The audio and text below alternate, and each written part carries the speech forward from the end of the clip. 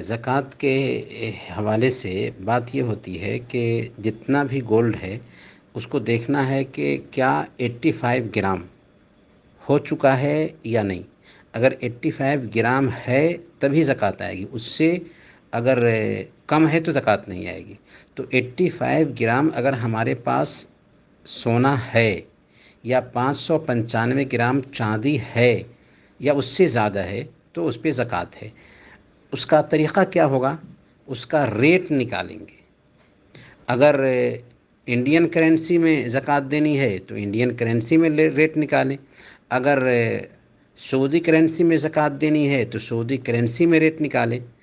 کسی بھی کرنسی میں زکوٰۃ دینی ہے تو اس کرنسی میں اس کا ریٹ نکالیں۔ اب مثال کے طور پر 85 گرام اگر سونا ہے ہمارے پاس تو اس کا آج کے ڈیٹ میں ریٹ نکالنا ہوگا کتنا ریٹ ہے، یا 100 گرام سونا ہے تو کتنا ریٹ اس کا ہوتا ہے۔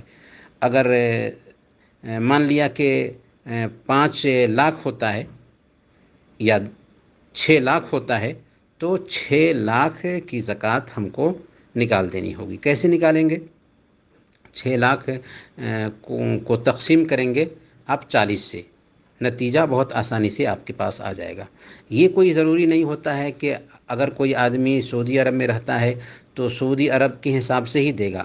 اصل میں چونکہ جس کی فیملی جہاں پہ رہتی ہے، اور ظاہر سی بات ہے آپ اگر انڈیا میں رہتی ہیں، انڈیا میں زکوٰۃ نکالنا چاہ رہی ہیں تو انڈیا کے پیسے کے حساب سے اس کی زکوٰۃ نکالیں گی۔ اور سب سے بڑی بات یہی ہے کہ جہاں پر جو زیادہ مجبور قسم کے لوگ ہوتے ہیں نا، انہیں کو زکوٰۃ دینی چاہیے۔ تو ہمارے رشتہ دار وغیرہ انڈیا میں ہیں، انہیں کو ہم زکوٰۃ دیں گے تو ہندوستان کی کرنسی کے حساب سے اس کا حساب کریں گے۔